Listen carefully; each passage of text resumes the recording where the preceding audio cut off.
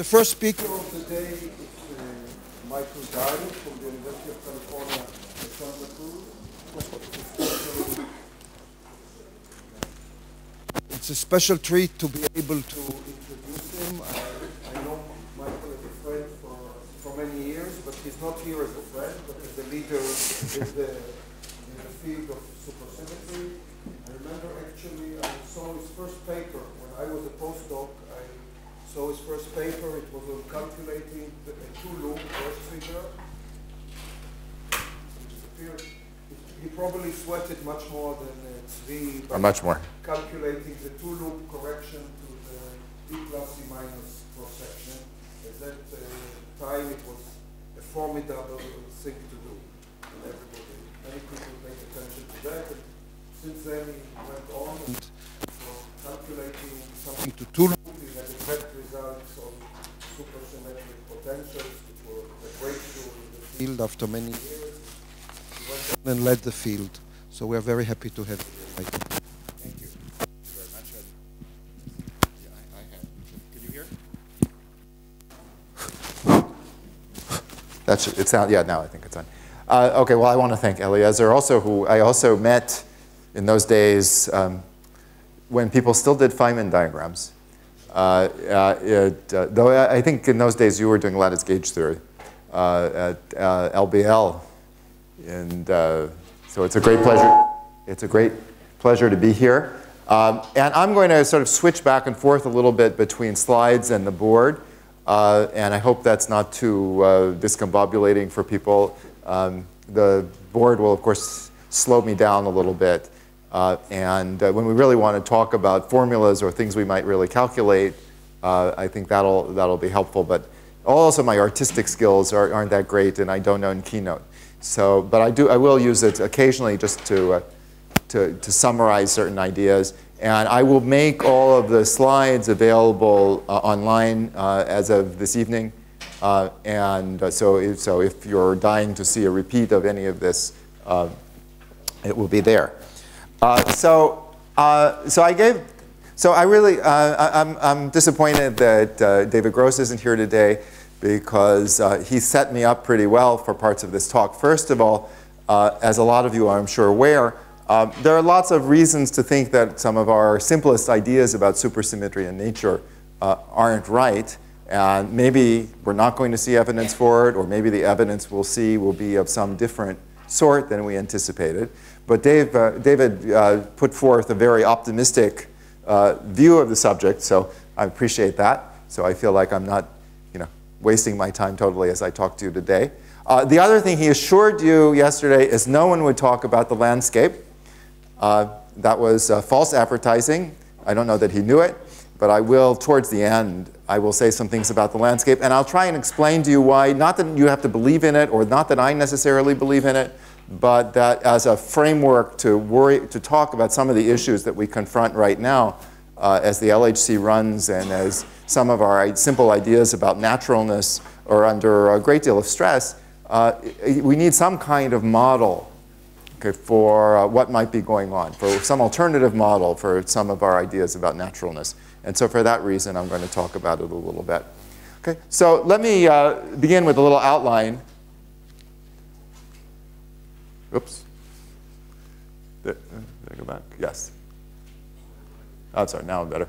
Okay, so I won't follow this outline perfectly, but it'll give you some idea what I'm planning to do. So I'm going to start out by just reminding you about some very basic facts, a lot of which we heard yesterday, especially from Elam. We've almost discovered the Higgs. My prejudices we have, okay, so in the sort of betting that I think Eliezer was offering yesterday, my bet is that we have, and the standard model is almost complete. Okay, and so of course what we're going to ask is what's missing? What is it we want? What are the questions that trouble us? What is it we'd like to know? And I should say that for me, I'm going to sort of adopt as a working assumption in these lectures that we have discovered the Higgs, and the Higgs mass is about 125 GeV. If that's not the case, of course, in some ways that's disappointing, and in some ways it's more exciting. And you can adopt your point of view, and you can sort of rewrite some of these lectures in light of that, some of the issues that I'll deal with in these lectures in light of that. Okay, so then having said that, I'm going to motivate supersymmetry a little bit. I'm going to tell you things mostly that you've probably heard in various contexts. And maybe as we talk about some of these things, maybe a few things that you haven't. I'm going to review some basics of supersymmetry. I assume that most of you are rather familiar with this, but I'm just going to talk about a few things to make sure we're all kind of in the same place. And again, as I say, there are a few. This is hardly a complete introduction, but my notes will be available if there are things you want to review or that aren't familiar. I'm going to talk about something called R-symmetries. Okay, so there's a special class of symmetries in string theory which are play all sorts of interesting roles.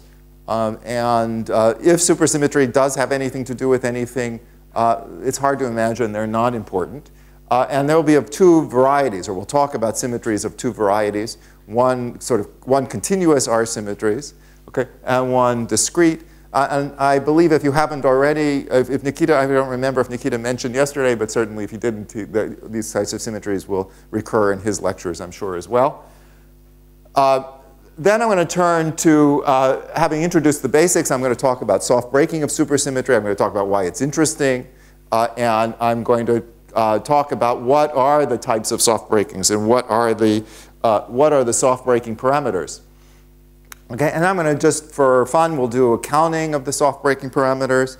I can usually get it straight kind of on the board in my head, and we'll do that here. It's a simple issue. And we're going to talk about some features of the simplest model of supersymmetry breaking, supersymmetry and supersymmetry breaking, the MSSM. I should say now, I preface this now by saying that the MSSM, as we'll see, is probably not the whole story if supersymmetry is going to show up at low energies. The very fact, the very constraints we live with now indicate that this is not the case. In fact, I attended last summer what was a conference called Superstring Phenomenology. This is an annual conference. This year it was held in Madison. And I was struck by the number of talks which began with the statement that the goal of superstring phenomenology is to derive the MSSM from string theory. And I said, kind of, I hope that's the goal, or something like that's the goal, but it's not clear that the MSSM is at all what we're after.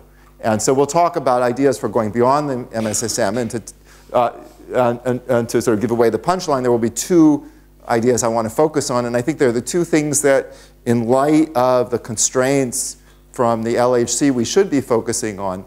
The first is something called the next to minimal supersymmetric standard model, or NMSSM. We need clever acronyms in this business. But the NMSSM model with additional fields, which allows, for example, for more easily than the MSSM for a Higgs of a mass like 125 GeV. And the other, I think, another issue which I think one should be thinking about is R parity violation.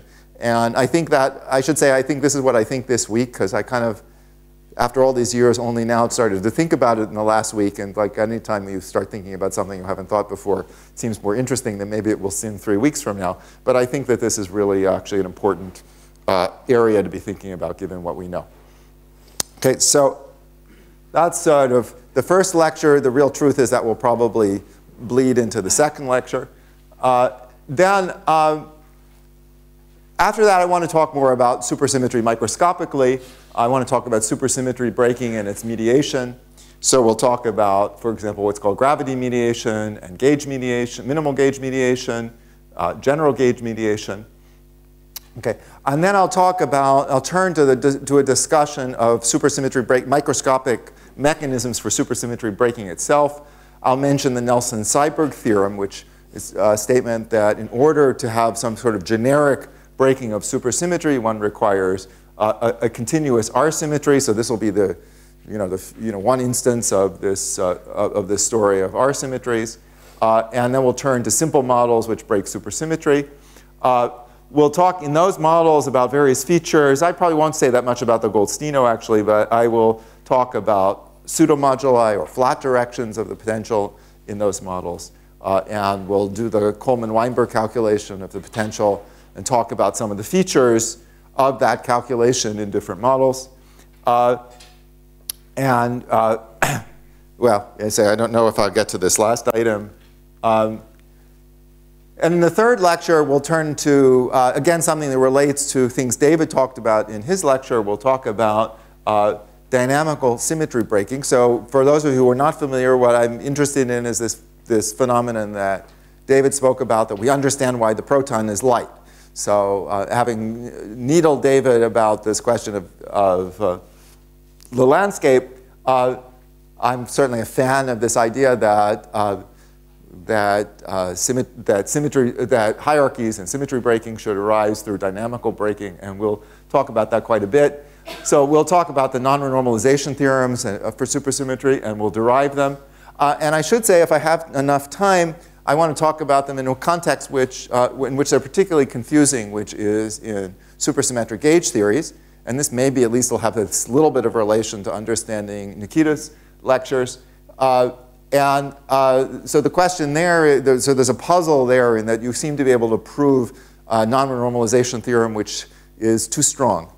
Okay, so the kind of arguments I'll give. And I want to explain that, and I guess it's again because it's something I finally understood within the last year. And probably lots of other people, I certainly know other people think they understood it, and certainly some people I'm sure did. But I'm happy I did, so I want to tell you about it. We'll talk about supersymmetric QCD a little bit and gaugino condensation. And I'm going to generalize this notion of gaugino condensation. And the story, again, will relate to R symmetries. So for the Nelson-Seiberg theorem, I mentioned continuous R symmetries. Okay? But probably what really interests us in nature, if any of this is relevant, are discrete R symmetries. And I'll remind you that we don't expect continuous global symmetries in nature, but discrete symmetries are another matter. And in fact, I think yesterday from Nikita, you heard about compactification on things like Calabi-Yau in string theory, and that's certainly an instance where discrete symmetries rather frequently and naturally arise.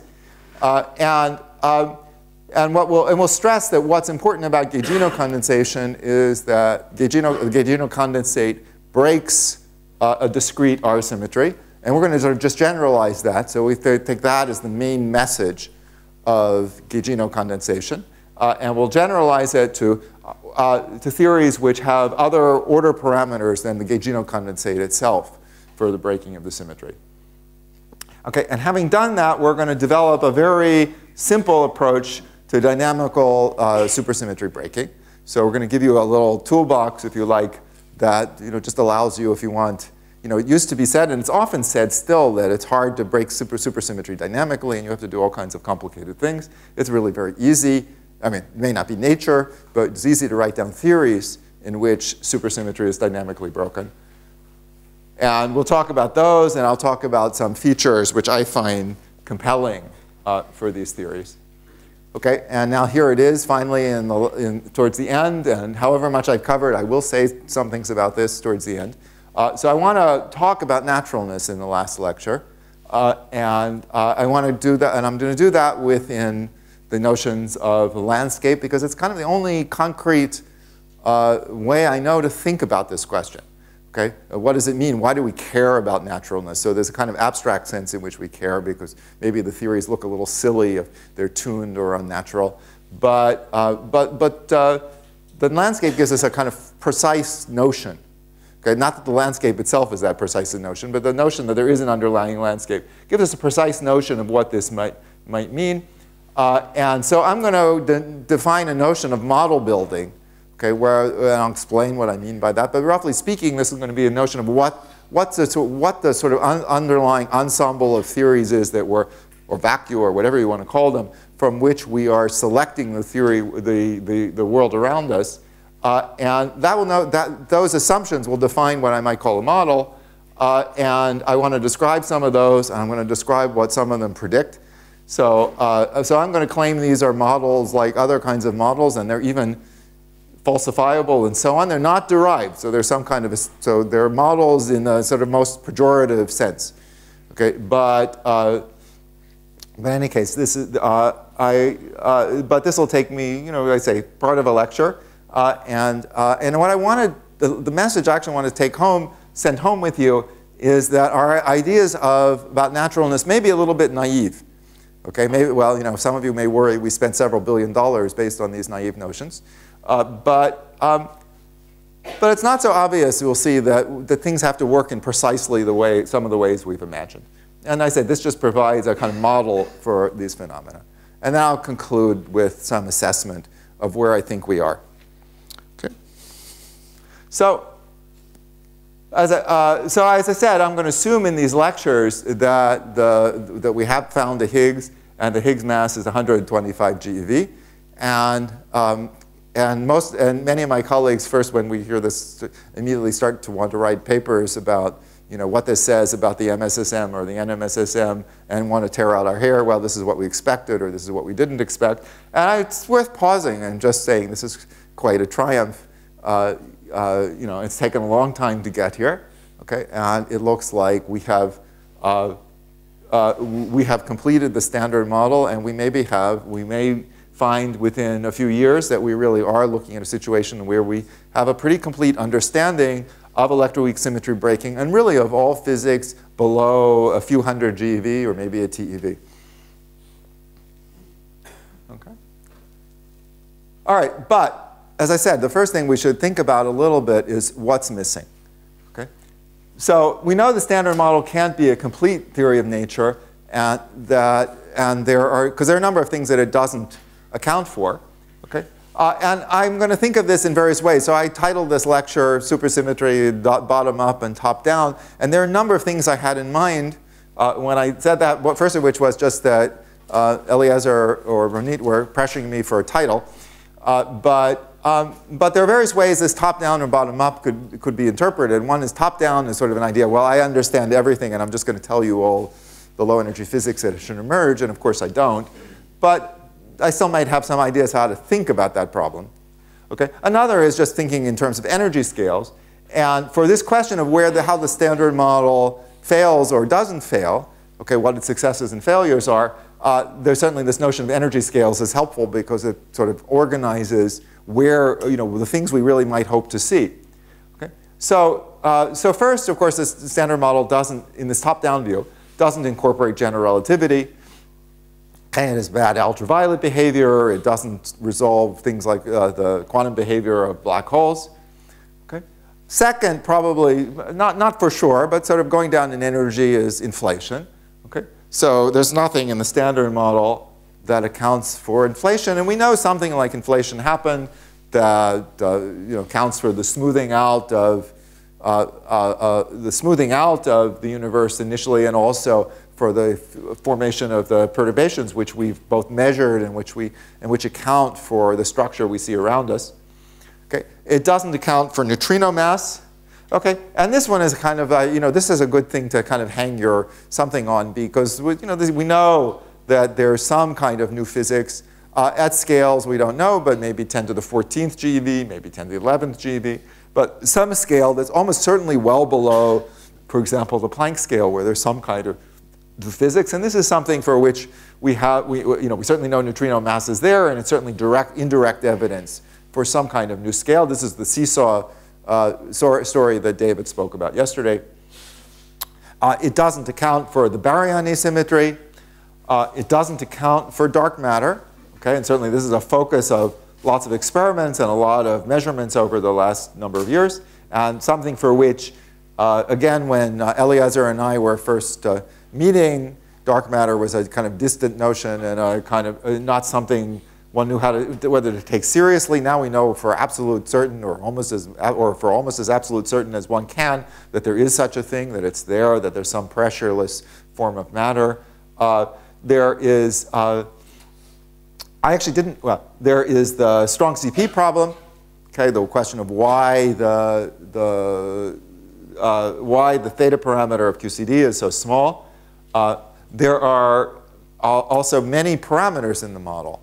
Okay, and well, maybe that's how it is, but that's almost certainly related to the fact that it's not ultraviolet complete, or as David spoke so nicely yesterday, that among the we we don't really know what we mean by the sort of space of theories that we might be talking about here.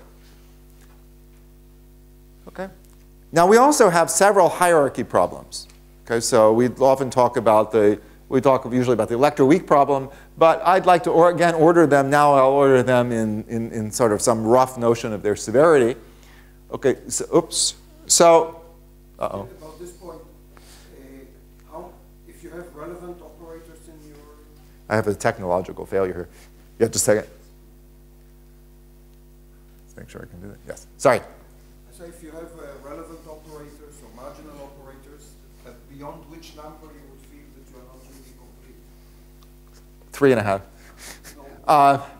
Why would I don't know if I have a magic number. I think the number is infinite, basically. I mean, I think it's what David said. I guess I would think about it in terms of David's remark about non-locality. So it's the notion that there are a large number, formally an infinite number. And, and I think David put it very well yesterday that, well, it doesn't have to be exactly what we call string theory or something else, but that almost certainly things like notions of locality and so on will break down, and there's some other kind of structure that we would imagine enters at that stage. I don't have any really great wisdom. Well, I may have great wisdom on that, but not that I've thought through for this talk.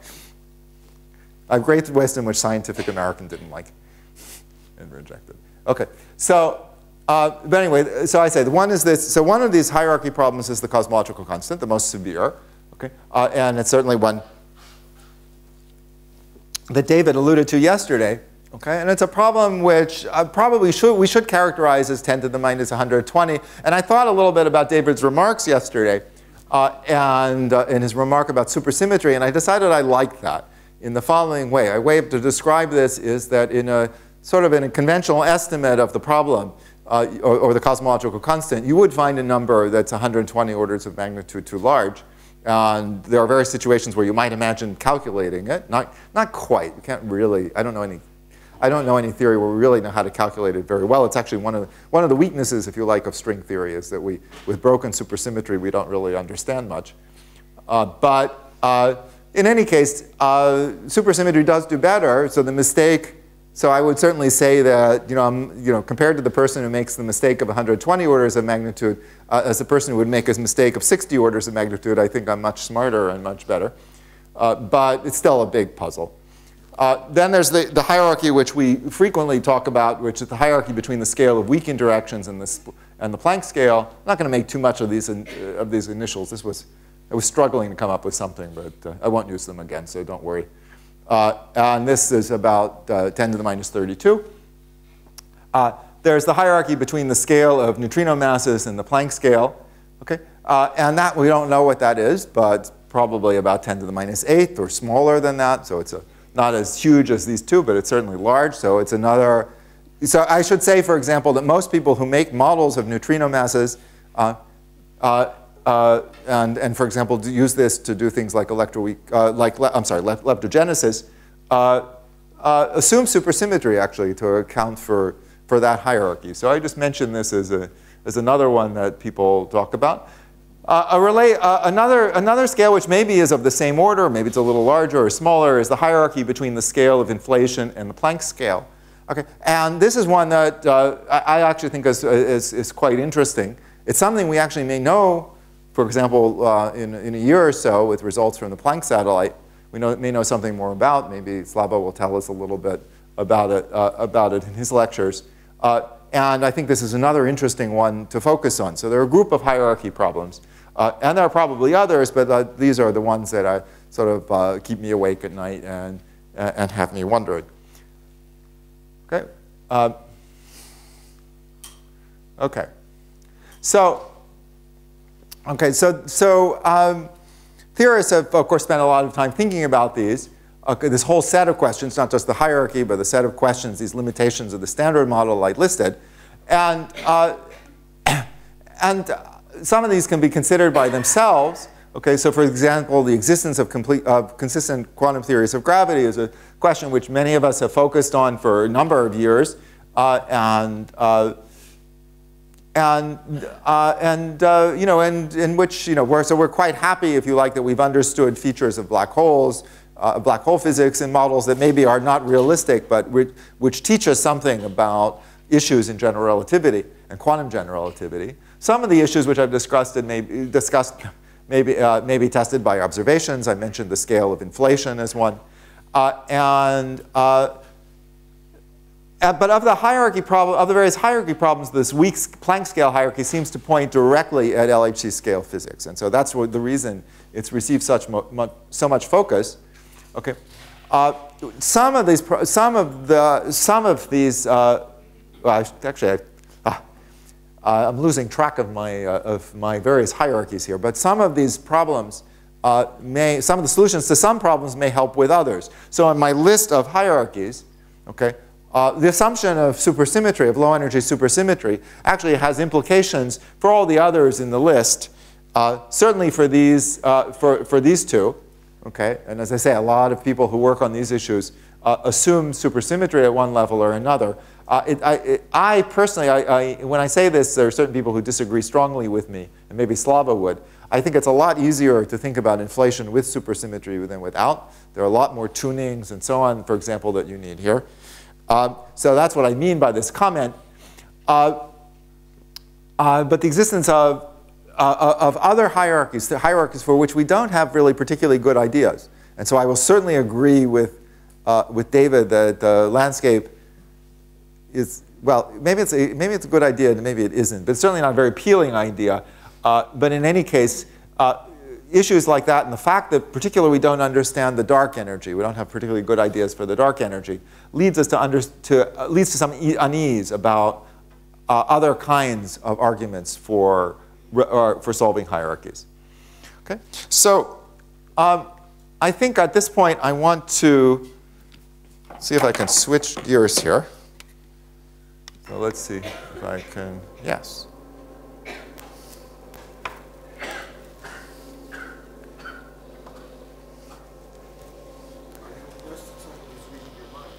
Yeah, no, very much impressed, but I was impressed already. So let's see, and I can do the projector. Yes. So this one is, and I pointed the right. That's it. Oh, I got it. Thank you. When I do this in my classroom in California, the light from the screen shines straight in my face, and so the problem is by the time I turn it off, I can't see anything for about 5 minutes.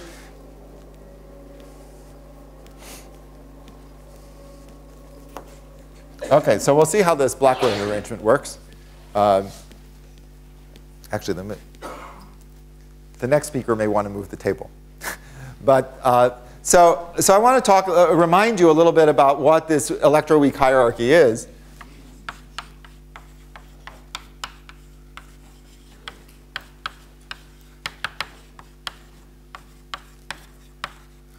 Okay, so we can think of this in a number of ways. So the most primitive and simple way to think about it is just a problem of dimensional analysis. Ah, okay. Thank you. Oh, oops, sorry. They can't quite read my mind in a sense of which way. Oh, here we go.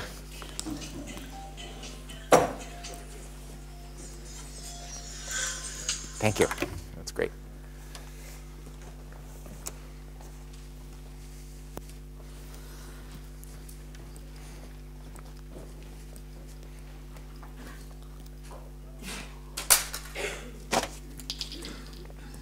Okay. So we can think of this a few ways. The first problem is one of dimensional analysis.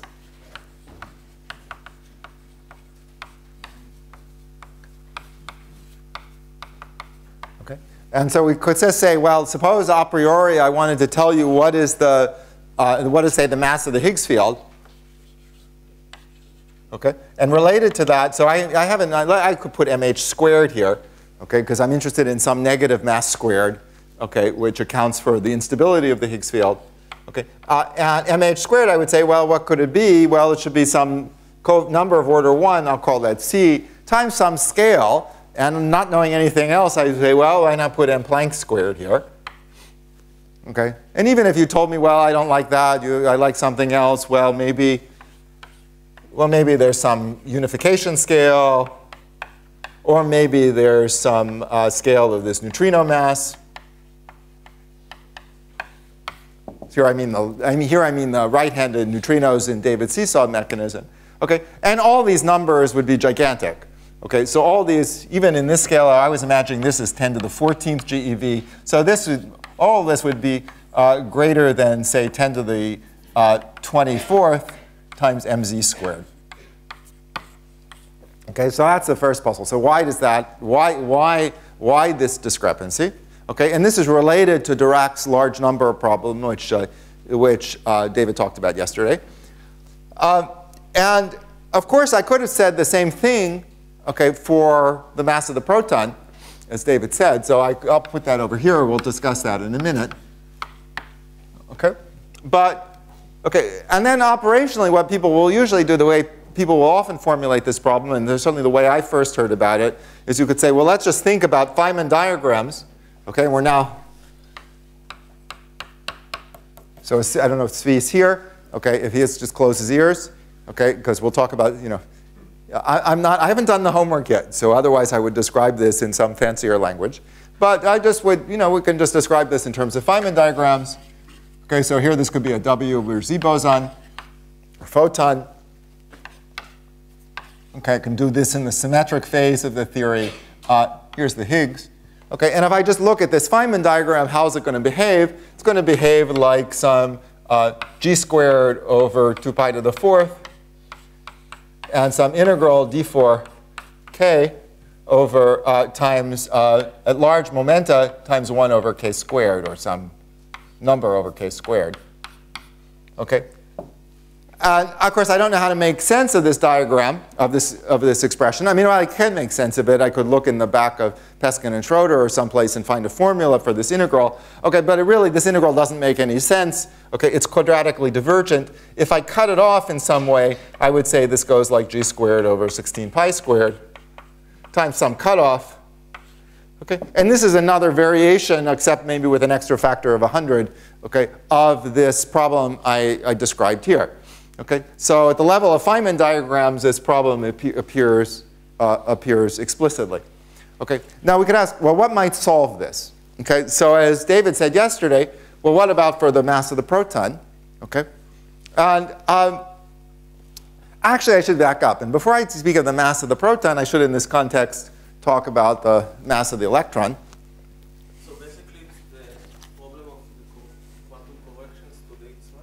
So yeah, well, I tried to phrase it in two ways. One is a problem just of dimensional analysis. So if I really try and make some kind of theory, okay, the first thing that may happen is just if the theory has numbers like, if the theory has m Planck in it, more than likely the Higgs mass is going to come out to be order m Planck squared. Okay, even just when I try and write down my, I really am, Zvi and David both have me really nervous. When I write down a Lagrangian, he can again be quite, it's almost certain that, you know, the numbers will just come out large. Okay? And the same is true, but even if they didn't come out large at the tree level, there's a problem here. So if you like, for the point of view of a low energy observer, this is the problem. Okay? And let me describe it. Let me remind you of another problem. Okay? This is a little bit out of order in the way I would like to, I might want to put this, but we should, there's another problem like this that you know. I don't know, I mean, I think most of the students here are Israelis, and I don't know what electromagnetic, what E&M text you use. Okay, but if in the United States we use Jackson, and Jackson does several things. Very often he tells you something, he raises an issue for you, and never tells you about the resolution. Okay, so one of the things he does is he tells you, well, we saw Lorentz's picture a lot yesterday. So one of the things he tells you about is Lorentz's theory of the electron. So Lorentz imagined an electron with a size, you know, which is some smush of charge. Oh, I see why Zvi didn't like this blackboard. But some smush of charge of some size. So it's supposed to be small, so you can't see it. Of some size A, okay? And if you just classically calculate the energy of that configuration, this self-energy of the electron is, call that delta E. Right, goes like some E squared over A. Okay, so that was Dirac's That was Lorentz's electron theory. And what's troubling about this, I don't think that Jackson makes a real big point of it, but what's troubling about this is that if A is, we know A, nowadays, we know A has to be incredibly small. A has to be smaller than, in centimeters, it has to be smaller than about 10 to the minus 17 centimeters or so. That corresponds to a change in the energy, which is of order of something like 1,000 times the mass of the electron. Okay, so that's kind of weird. And the answer to that, the resolution to that, was provided long ago. How many of you know this story? I'm telling this slow. Who knows who solved this? Okay, well, this was solved by Victor Weisskopf in the 30s. I think he was Pauli's student. Anyway, he was sent off to do this calculation in quantum electrodynamics. This was before there were either the diagrams we heard about yesterday or Feynman diagrams. So it was a hard computation to do. He had to do old-fashioned perturbation theory. And the comforting thing is he was a very smart guy, but he got it wrong the first time. He got an answer like this, and it was a troubling answer. And in fact, though, in what you all know from your textbooks is that in quantum electrodynamics, this delta E we translate into a delta M. And this is something like, I don't remember the formula exactly, but it's something like 3 alpha over 4 pi or something times a log of a cutoff. OK, so call that A inverse. Log A inverse time, actually, let me write it like this way, log ME A. OK, so it doesn't have this sharp sensitivity. OK, and it comes from Feynman diagrams again, which look, well, you all know this one. Okay, it comes from a Feynman diagram like this. Okay, and we all know, we all sort of learn in school why this happens. Why don't we get a result proportional to the cutoff? We don't get a result proportional to the cutoff because the theory in the limit of small m. So let me put this over here. Well, yeah, let me put here, ME. OK, so here it's proportional to some m naught. Well, let me write it this way. It's m naught plus some number, me. I'm sorry, let me write it like this. 1 plus alpha over 4 pi, some coefficient, and a log. OK, and what's interesting here is there's not a power dependence on the cutoff. There's not this kind of dramatic dependence I wrote before. Okay, and the reason this occurs is because in the limit of small me, quantum electrodynamics has a symmetry.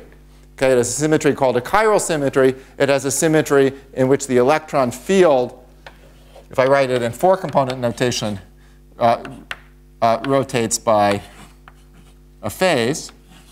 Okay, it's a global continuous symmetry, but it's not an exact symmetry. It's an approximate symmetry.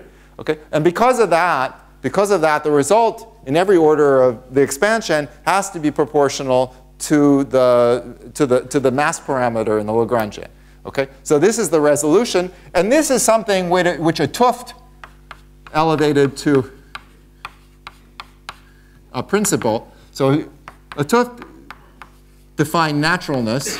He's not the first person to talk about naturalness, but he made the sort of simple observation or simple definition of the notion that he said that it's natural for a quantity to be small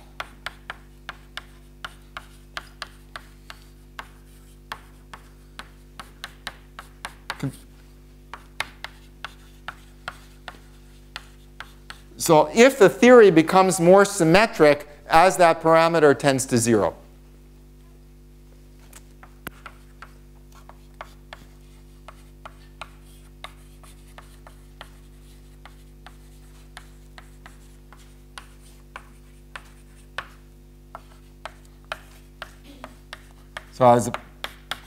Okay, so it's a very simple notion, and people define all kinds of, we associate all kinds of words with this. This problem of the quadratic divergences is often, or getting rid of it or not, is often people call the problem of technical naturalness, and this is usually called a 't Hooft's notion of naturalness, and we'll encounter some other notions of naturalness. Okay, but for those of you, if you're not familiar with it, this whole notion, this whole subject kind of revolves around these kinds of questions.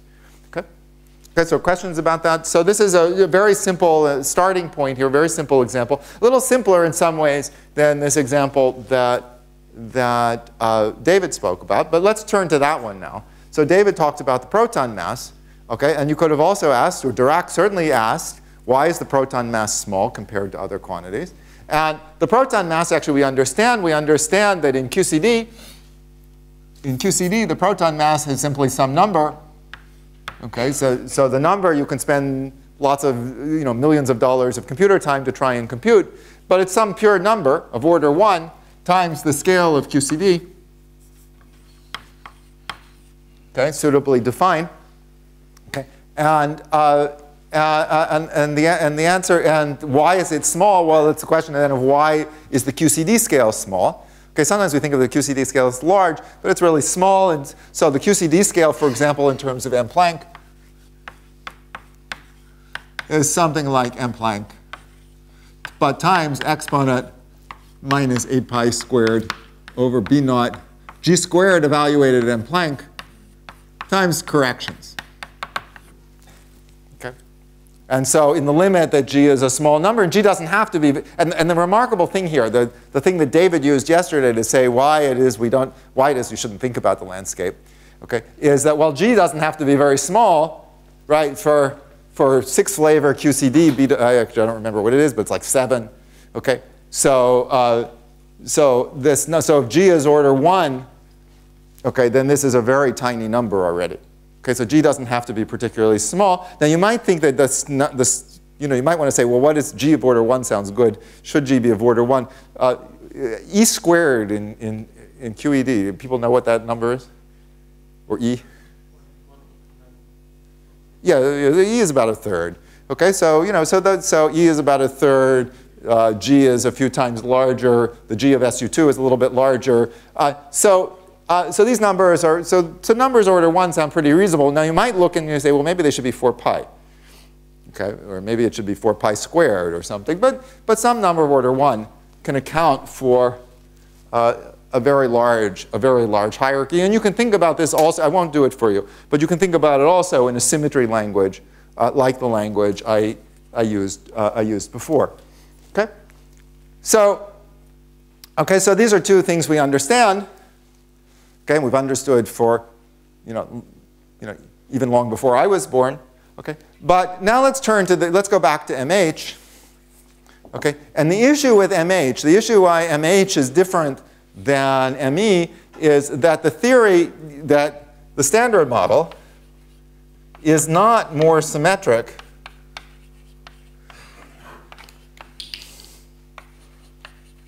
as MH goes to 0. As MH squared goes to 0.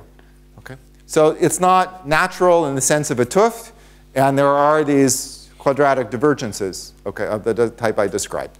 Okay? And so we might ask, how might we resolve this? And so one approach is, which is an approach you should all be thinking about. Okay, so everybody should be lying awake with every new LHC announcement and thinking about what is it that people who are old enough that they share these kind of stories haven't thought of. Okay, and so one approach to understanding this hierarchy, well, it goes by various names. I'm going to refer to it as Technicolor.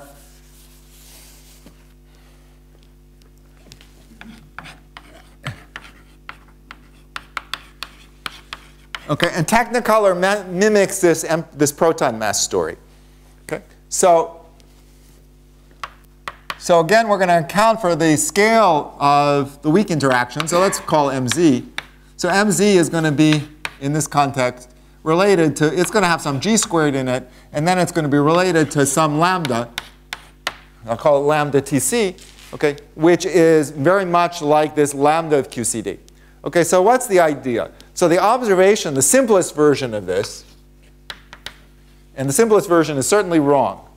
So, so this is just meant as a toy, and you, for homework, a little more challenging than some of the problems of yesterday, if you come up with a model that really works. But the simplest version of this starts by the following observation. Let's think about QCD. And let's think about QCD with two flavors. Or so with one generation, I should say.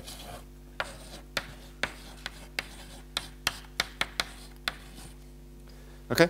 So in QCD with one generation, there is, what do we have? We have a quark doublet. So this looks like some UD, right? And we have, and I shouldn't really do this because I haven't talked to you about, I mean, I'm not breaking the symmetry between the U and the D yet. Okay, so in supersymmetry with one generation, we have, in QCD with one generation, we have these fields. And we have a symmetry. So if we turn off the weak interactions,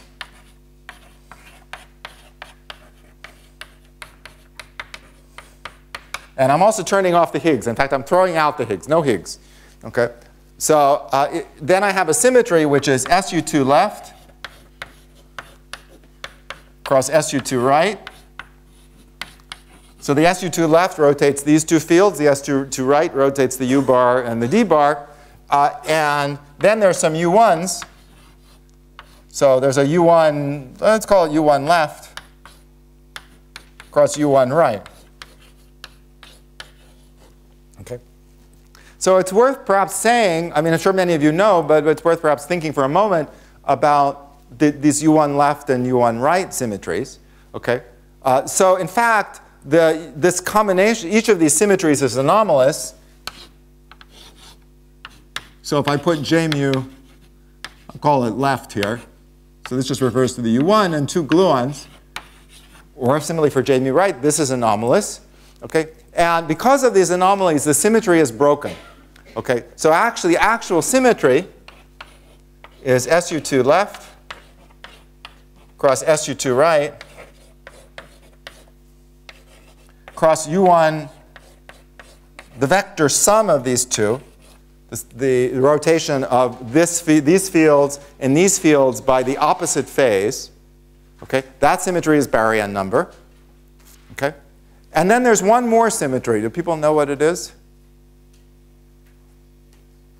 There's a discrete symmetry left over. Anyone know what it is for SU? In this case, so I'm doing massless fermions. So there's actually a Z3 symmetry. And this kind of discrete symmetry will be important to us. And maybe it's worth my pausing a little aside here and saying where it comes from, why it's there. Okay? And I know Nikita is going to tell you today about instantons. Let's talk about instantons. How many of you are familiar a little bit with instantons? How many of you are a lot? Let's just do it in order. And don't be embarrassed. A lot, very familiar, very comfortable with.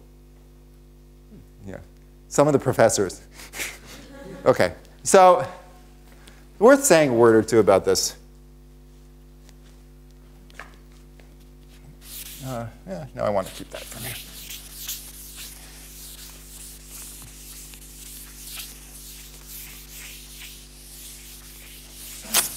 Because this will recur in my lectures, and it's going to recur in some of the other lectures in this school. So instantons are solutions, classical solutions of the, in this case, of the Yang-Mills equations.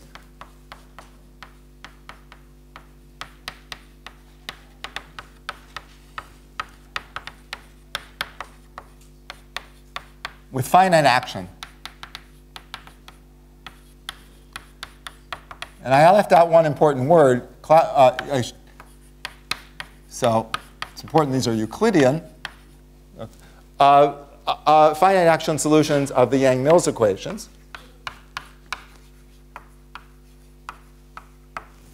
Okay, and I could needle David a lot here if he was here. He still hadn't shown up, because I first learned about instantons from a 2.5-hour seminar from David. Again, well, we won't say when. Okay, so but these solutions are important in QCD.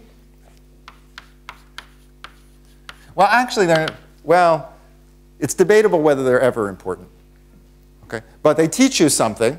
They teach you, in fact, that this U1, this axial U1, the difference of these two U1s that I described, is explicitly broken.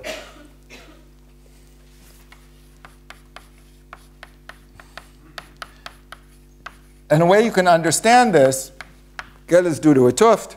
You can think of the instanton. So the instanton is some solution. It has finite action, so it has to be located at some Euclidean space-time point. Okay? You can think of it as producing or generating. You can think of it as generating an expectation value for an operator which involves each of the quarks. So each of these are the left-handed fields, and it gives an expectation value to this object. Okay? And this transforms under these U1s. So this, for example, transforms under the U1 left. So here, I wrote before, I'm sorry, I'm using, well, I can make another bad joke. In the United States, when children learn Hebrew, they sometimes learn to pronounce it in Ashkenazic, and sometimes they learn to pronounce it like Sephardim. And the mix is really unpleasant. And so I'm also here switching. Sometimes I'm using 2-component spinners and sometimes 4-component spinners. And so here I'm thinking, when I write this, I'm thinking of 2-component spinners. Okay, so in this case, so I did that here also. So in this case, these U1s just rotate these spinners by phases. There's no gamma 5. So I used a gamma 5 before when I talked about the electron mass. Okay, but I didn't need to. And here are also, I'm just now I'm now multiplying these fields by phases. Okay, so this breaks this symmetry. Okay, and it's a very straightforward computation, which I don't have time to elaborate here, that leads to this. And so this symmetry is broken, but you'll notice that, you'll notice that there is, except I'm now not happy that I have the wrong number of fields. But this leaves over a discrete symmetry.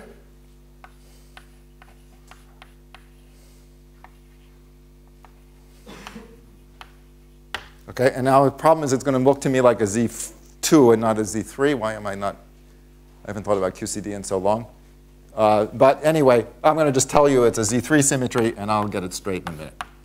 Okay, so it leaves over some symmetry. When I do the supersymmetric case, it will be obvious, and for some reason I'm having trouble with the counting now. Okay, so this leaves over some symmetry. Okay, so this is the symmetry of this theory. Okay, so now I want to go back to this theory. Okay, the exact symmetry is Z3, but I don't see what exactly you mean. Oh, well, that's what I'm saying is I don't see either. So I'm going to tell you in a moment when I get my. I'm still slightly jet-lagged, so when I get my head back on straight, I will tell you. But just in general, you can see, again, these are left-handed fields. The idea here is that the symmetry under which, this U1 symmetry, which I was writing down, under which Q, for example, goes to e to the I alpha Q, okay, this symmetry is broken by this expectation value. This is not a spontaneous breaking. Okay, so this symmetry is broken by this expectation value. It's just not a symmetry anymore. There's also, for example, a term in the effective Lagrangian of the same form. Okay, so oh no, yeah, you know what? I know why. Excuse me. It's because I only have two flavors of quarks. Okay, so I'm thinking of QCD, which has 3. Okay, so at this point, I should say the symmetry is Z2. Okay. So I started out with the symmetry. I apologize. I started out with the symmetry Q goes to e to the I alpha Q. Okay, and this is broken. But if I rotate each of these fields by phase -1, okay, then that remains a symmetry. Okay, and so the symmetry of QCD in this massless limit is this SU2 cross SU2 cross U1 cross this Z2. Okay, now I want to return to Technicolor, which was what I was trying to describe. And so this theory, so I want to think again about QCD without masses and with the Higgs field. And in QCD, it's believed that this symmetry, this SU2 cross SU2,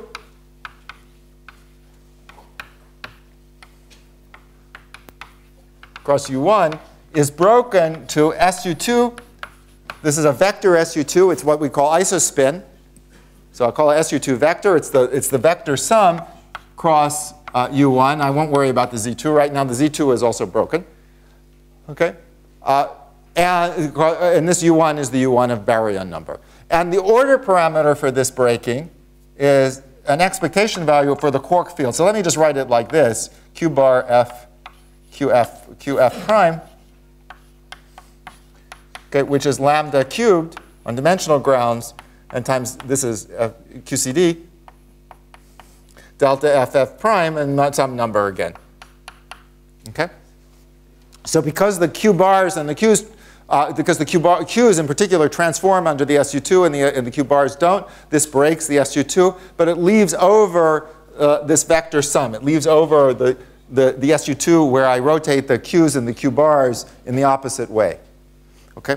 So this breaks SU2 cross U1. And so now, again, I'm now thinking about QCD, okay, or the standard model with one generation, but where I still have SU2 cross U1, but I just threw out the Higgs.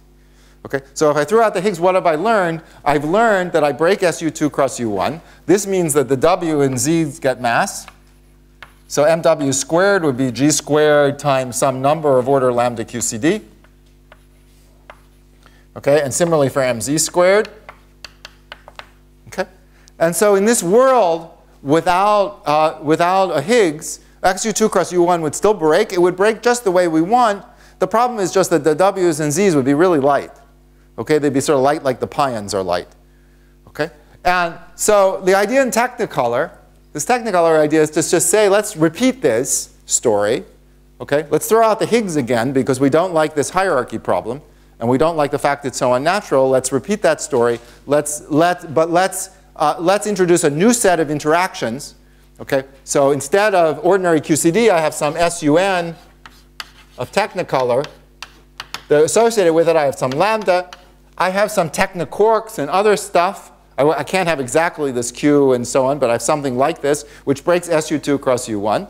Okay? And I take the scale of this Technicolor interaction to be TeV. Okay? So that implements this notion. Okay? So now I have, instead, as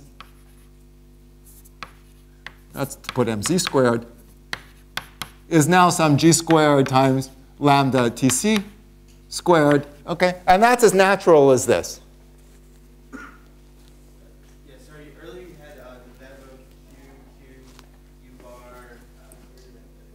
Yeah. Does that correspond to a triangle diagram? Shouldn't it be? No, it really corresponds to this instanton thing. So I should perhaps have, if only to help you with Nikita's lectures, I should perhaps have prepared a lecture on instantons. Okay, so that computation is different. It's not a Feynman diagram calculation. It's not a Tzvi-Bern calculation. There's this classical configuration, and now you ask what happens there. So you actually have to think about how you do the path integral, how you saturate the path integral with these classical configurations. And you have to look at the small fluctuations around that. Okay, and it's in that computation that you see the expectation value for these fields, or, and perhaps a better way to describe it is you see there's an effective interaction, okay, which generates a violation of this U1. In the standard model, again, this is another subject for another lecture, but in the standard model, there's an analogous computation where the instantons are not instantons of SU3, but of SU2. And in that case, the symmetry which they break is baryon number. Okay, so as a result, the standard model, for example, breaks baryon number for a very, very small amount because the action of the instanton is very large. Okay? But this is the basis. For example, I mentioned leptogenesis in my talk. It's that phenomenon underlies this notion of leptogenesis, and it underlies something that people call electroweak baryogenesis. So it relates to, for example, to the question, it could relate to the question that I asked and that David asked about what's the origin of the baryon asymmetry. Okay? Okay, so, but it's not the indication that there's an anomaly is the triangle diagram. But the actual computation that shows you the breaking of the symmetry is this instanton computation. Okay? Okay. So this is the idea of Technicolor. Okay, it's a very nice and very pretty idea. Okay, it has a serious flaw. Okay? It might even be right, but it has some serious flaws. The first one is that in the formulation I've presented, we're missing something. Okay? So the Higgs field in the standard model does two things. Okay? It generates, and it's really nice to say this now that we kind of, you know, we're almost sure it's there, right? So it does two things. Okay? It breaks the SU2 cross U1 symmetry, but it also gives rise to the masses of the quarks and leptons. Okay? And so what I've described here, okay, this theory with this extra gauge group and stuff, I haven't told you how the quarks and leptons get mass. And in fact, the quarks and leptons can't get mass in that theory because of the same kind of chiral symmetry I talked about for the electron. Okay? So you have to add other stuff. Okay? And when you add that other stuff, all kinds of bad things happen. Okay? And we'll talk a little bit about more about what those are, but all sorts of bad things happen. Okay? These are associated with problems of flavor. Okay? So there are all kinds of things we know from physics, again, from, you know, when I was in school, in elementary school,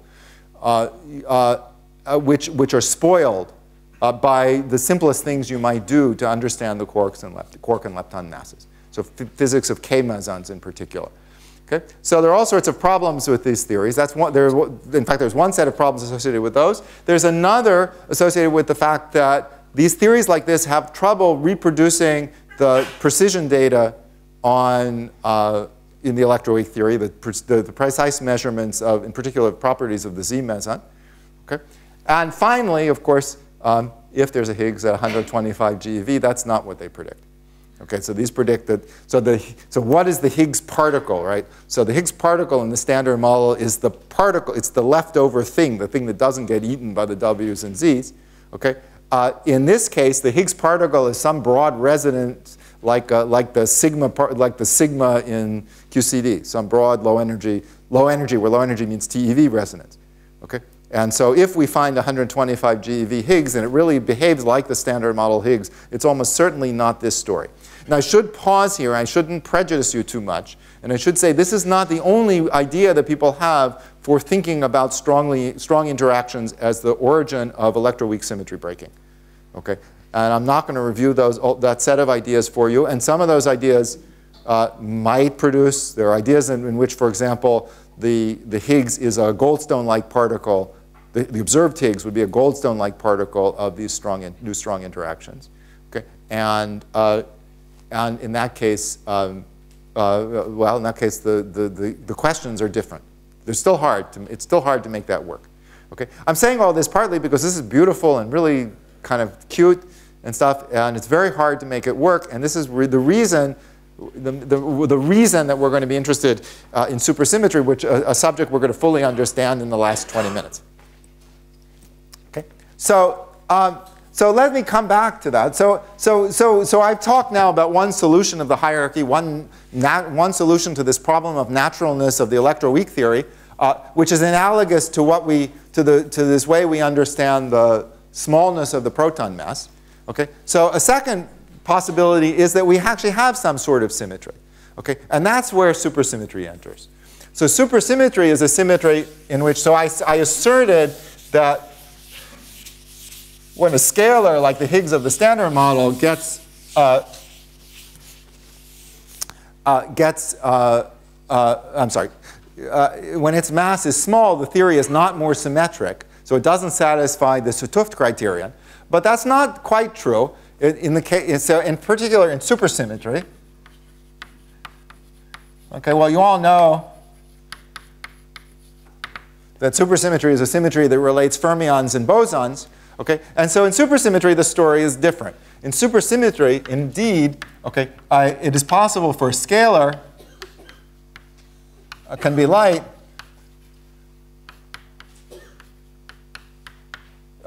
in a natural way. Okay, and exactly as a consequence of the symmetry. So if I go back and look at this formula, and we'll see this in more detail shortly, but what's going to happen here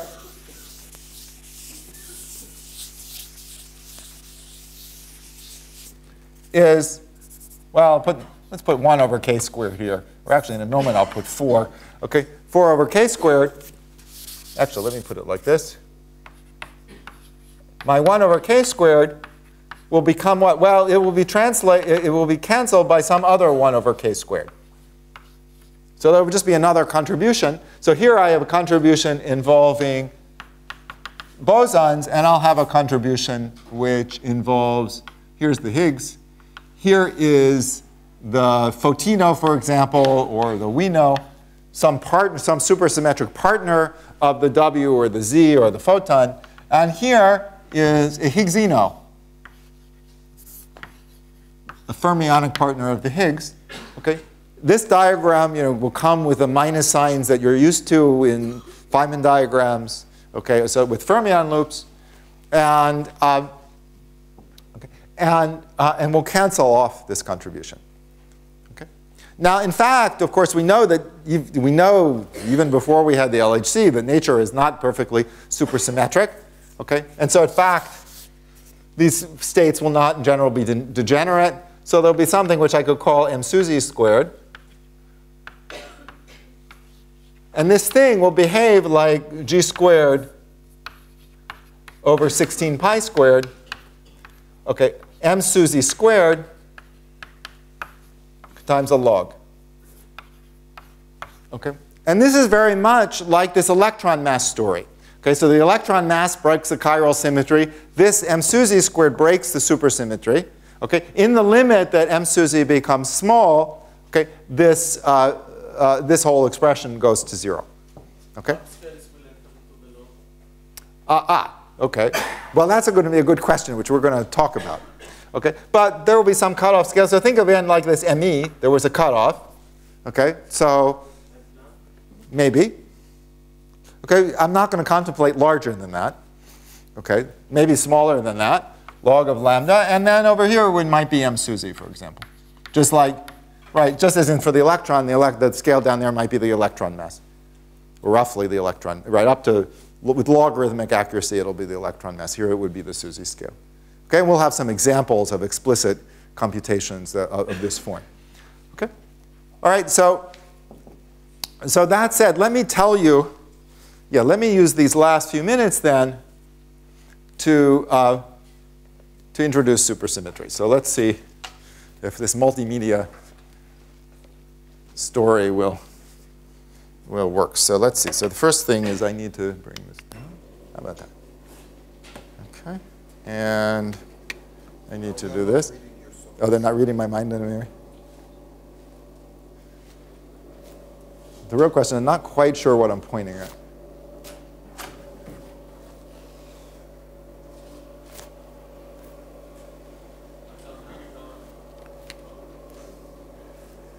There it goes. Oh, now I see what I'm pointing at. I'm sorry. Great.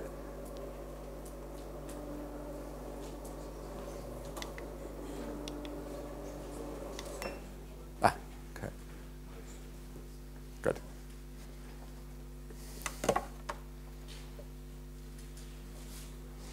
Okay. Let's see. The only question is, could we get the lights off? Oh, no. Yeah, the light off the screen. I guess it would be. All right. But till I figure out what I'm doing here, we have time. Thank you. Great. OK. So this is this Technicolor story I told you about. Oops, except I'm going.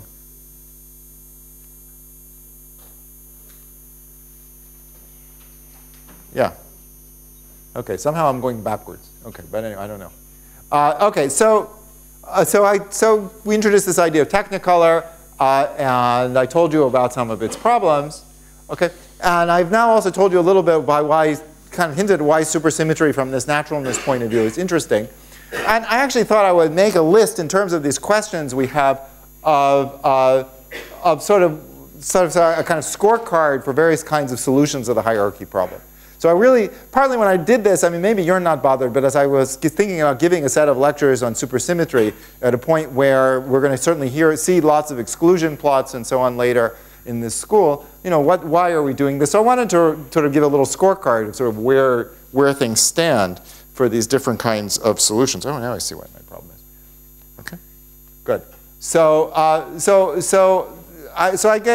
what did I score these ideas on? So I have Technicolor, supersymmetry, other sorts of strong interaction breaking, of electroweak symmetry breaking. I put here Randall Sundrum just because people talk a lot about Randall-Sundrum. Randall-Sundrum really is closely related to these other two sets of ideas. They're really closely related to Technicolor. In fact, you've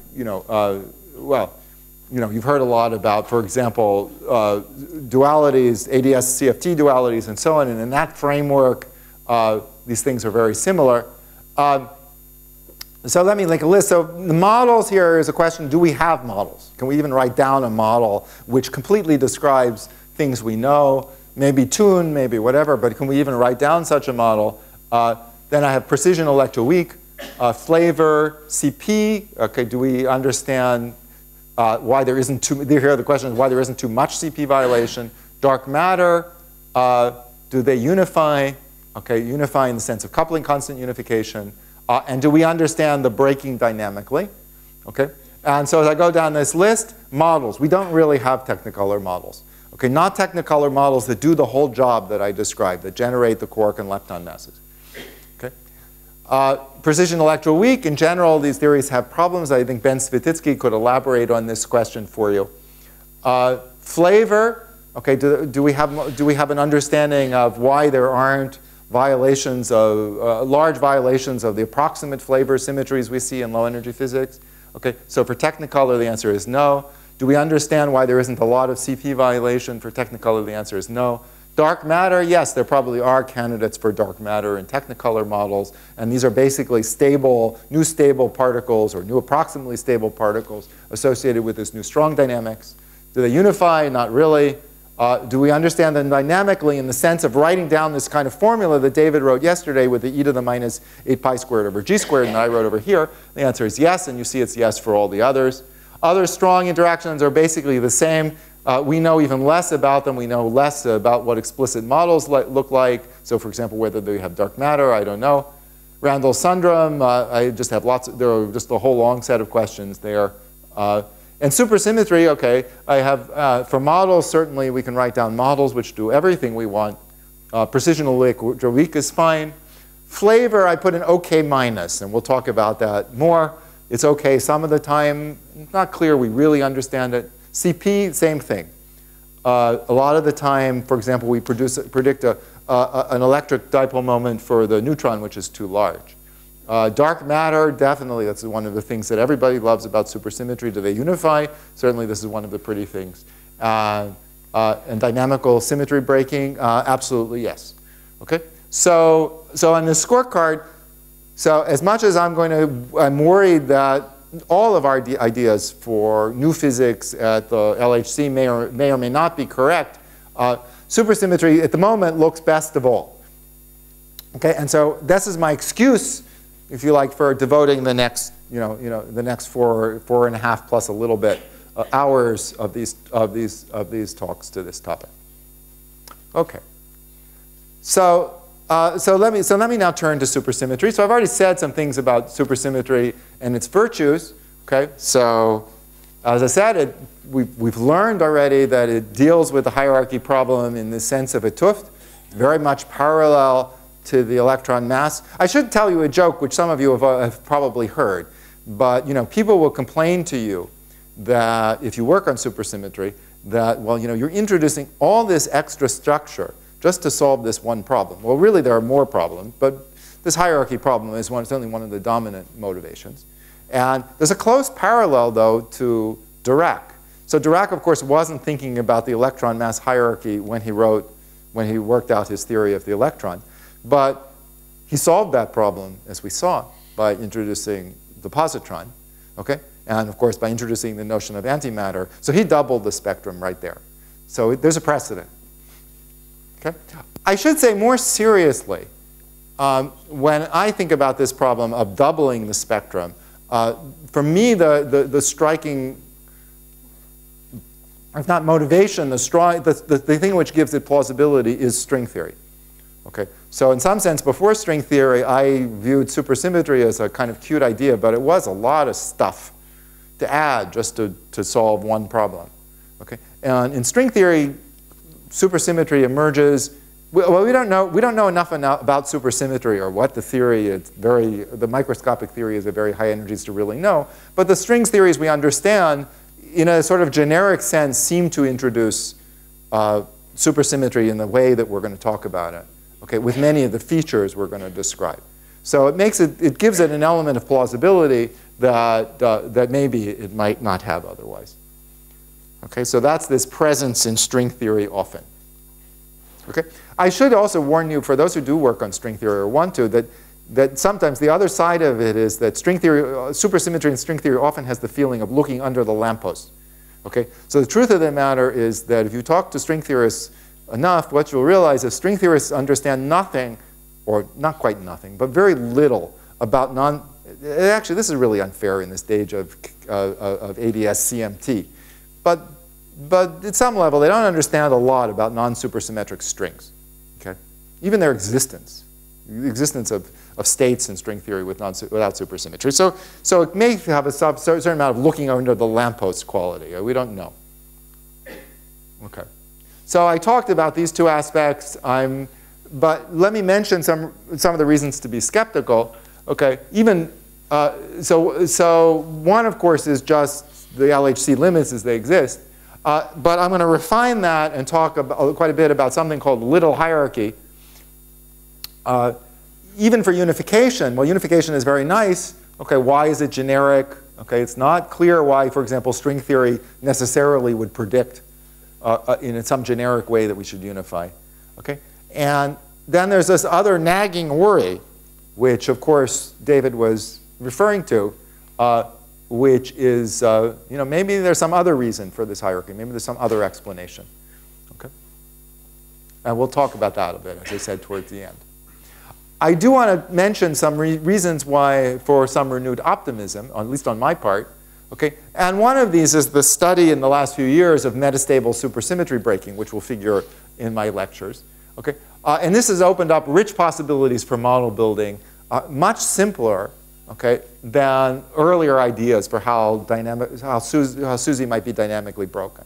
So it used to be that, well, we said these words about e to the minus 8 pi squared over g squared breaking of supersymmetry, just like for MP. Okay? We didn't really have a very refined idea of how that might happen. Okay? And as I'll say, even in the context of a landscape, and this will be part of my point towards the end, that there are interesting things about supersymmetry. Supersymmetry is quite special. And perhaps the most special thing is it can account for why the vacuum we live in is stable. Okay? So for those who are fond of landscape ideas, this is a sort of big question. In particular, without supersymmetry, I don't really understand why we don't instantly vanish. Okay? So I'll talk about that a little bit. Okay, so we have 5 minutes to start a little supersymmetry review, and we'll get more serious tomorrow. Okay, so the basic algebra I think we saw yesterday from Nikita. Okay, so supersymmetry is associated. So I'm talking for the moment about global supersymmetry. I'll say things about local supersymmetry in a little bit. Okay, so the basic algebra is this algebra Q alpha Q bar beta dot is 2 sigma mu alpha beta dot is equal to times p mu, the generators of Lorentz transformations. And one of the remarkable features of this algebra, to start with, is just take this algebra and take the trace over these alpha beta indices. Okay?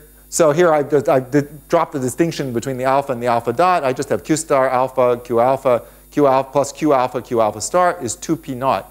Okay? The energy the energy. Okay? And so this says right away, the first thing you learn is that supersymmetry is broken if and only if the vacuum energy vanishes. And since these are my last couple minutes, let's just think about what that means. What that might mean.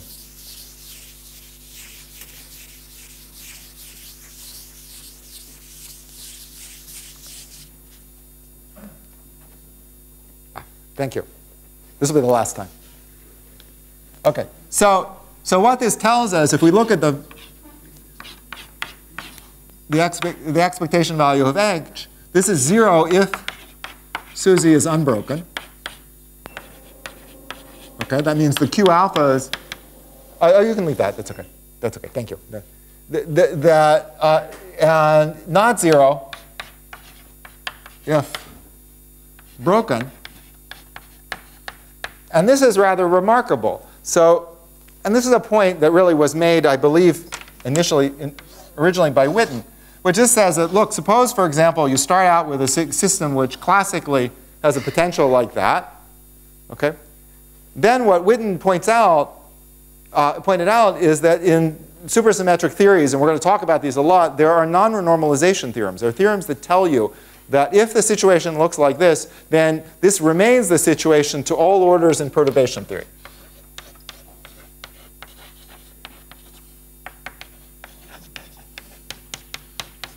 And in the spirit of Zvi Vern, I will prove this tomorrow for you without using Feynman diagrams. Okay? To remain 0 to all orders in perturbation theory, but there are generally, these theorems don't tell you that this is the case beyond. Okay? So there's very much the possibility that the following happens, that you get some tiny,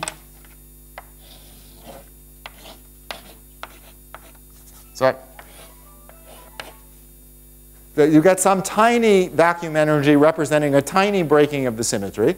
Okay? And in fact, if it's smaller than any order of perturbation theory, this precisely means that this is something like e to the minus 8 pi squared over g squared times some number.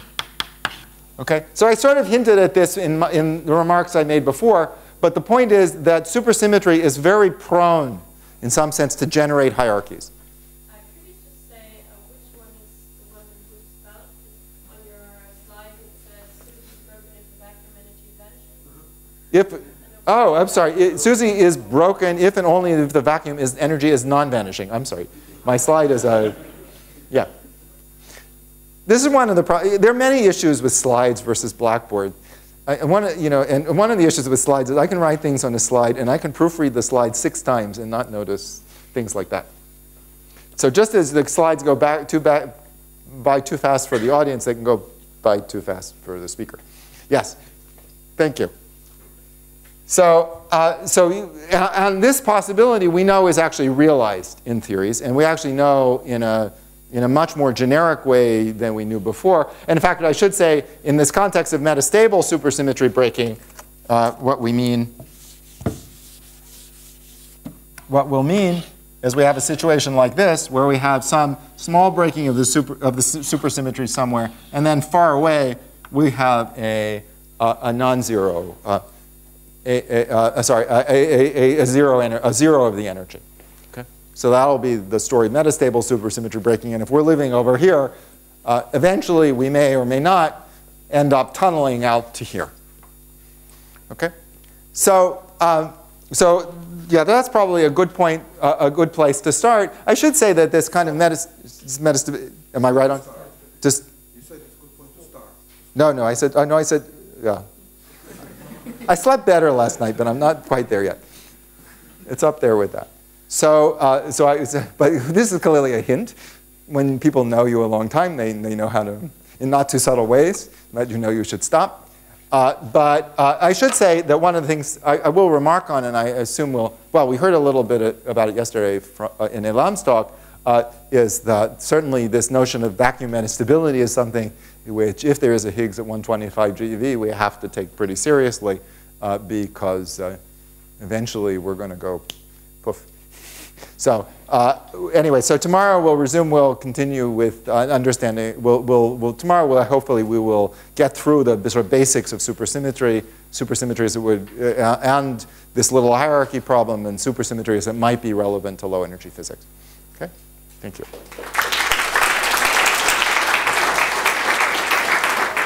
And I don't know if I've overstepped my bound in their time for questions or not.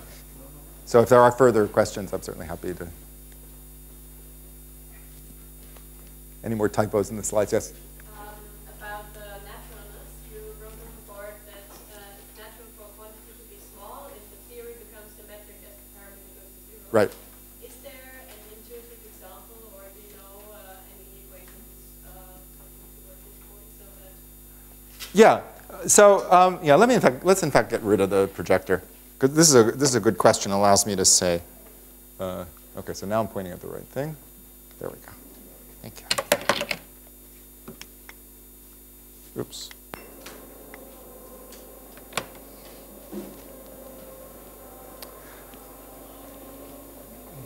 So this first of all is a feature of this computation I described before, just of the corrections to the electron mass in quantum electrodynamics. So just pure quantum electrodynamics just with an electron. Okay, so so if you just look at the Feynman diagram, so what does this amount to? Okay, so it amounts to the statement that there can't be if M0 is 0, I can't have a correction to the mass because of the symmetry. And you see that at the level of Feynman diagrams when you just. So when you look at diagrams like this, if the electron mass is 0, so what does it mean in the language of two-component spinors, for example? Here I have an E, and what I want to have a mass, I need an E bar. Okay, if I have the left-handed, so in two-component spinors, I describe everything in terms of left-handed spinors. So I have one with charge +1, say, and one with charge -1. Okay, and so I need to flip the charge here. I need for the E to pass to an E bar. Okay? And there's no diagram in QED with an electron mass which flips the two. With an electron mass, okay, the electron mass is actually something which changes an E to an E bar. So I have a diagram like this. But if I throw this away, there's no such diagram. So I can't draw a Feynman diagram. And that's consistent with this statement that I just can't have any corrections to the thing because the symmetry forbids it. Okay? And so correspondingly, okay, in this theory where the only thing that breaks the symmetry is this coupling, correspondingly, every correction has to be proportional to that coupling. So thinking of this as a coupling, every correction has to be proportional to that coupling. Okay? So another element, though, I think in what 't Hooft was thinking about is there's another sense in which it's natural for something to be symmetric, and that's just if you think about, say, some potential. So suppose I have some field phi, and the symmetry is phi goes to e to the I alpha phi star, for example. So if I think about a potential, okay, so this is like the Higgs field. Okay, if I think about a potential for this, what can this potential do? Near the origin, it can only do one of two things. It can do that, or it can do that. But because of the symmetry, the origin is always a stationary point. So there's sort of a priori, not knowing anything else, there's 1 out of 2 chance that you preserve the symmetry. Okay, and that's the other thing. I think 't Hooft didn't enunciate that, but I think, and I hesitate to read 't Hooft's mind, but Eliezer certainly knows that I should be careful there. But I think in the back of 't Hooft's mind was something also like this picture, that in fact it's also natural to have symmetries because if you have some kind of structure or some underlying structure which is described by some kind of, doesn't have to be a potential, but something like this, then symmetric points are special. I like to think of them as like holding little flags.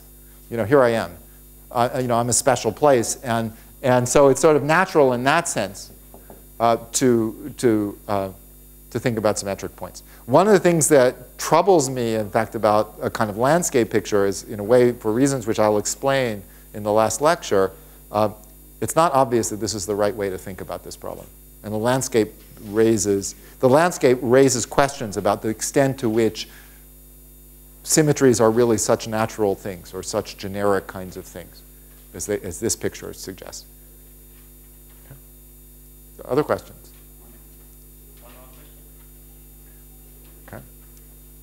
All right. Maybe I can ask a question. Of course. So you put up the scorecard where you put in top you put the strongly coupled models, and then in the bottom you put OK with some OK minuses for specific. But okay, so maybe the 125 is not good for Technicolor also because of the S parameter, but I mean in little Higgs you could possibly have a light, but you lose a lot of things in calculability. But just because you can calculate, it doesn't really mean that maybe nature. Well, that was why I referred the question to Ben, but who I think stepped out. So, but no, absolutely. So I want to be a little bit. So I preface this by saying I wanted the excuse to give these lectures on this topic. The truth of the matter is that if as the LHC was, my own view is that the pressing thing to think about is naturalness. Right now is naturalness and supersymmetry. So, for example, are there reasons to think that the squark masses might be a 2 TeV? rather than 1 or 300 or wherever we might have thought they should be before. But I think as those limits get squeezed, I think that you know, a lot of the checks on SUSY become crosses with the same level of weight that the strong dynamics has. So I think strong dynamics will be an important thing to think about, and it's partly that I'm a little lazy, that I'm not thinking hard enough about it. So I'm looking for excuses. But it's the right statement is that one should be thinking very hard about strongly interacting theories. Okay. Very good.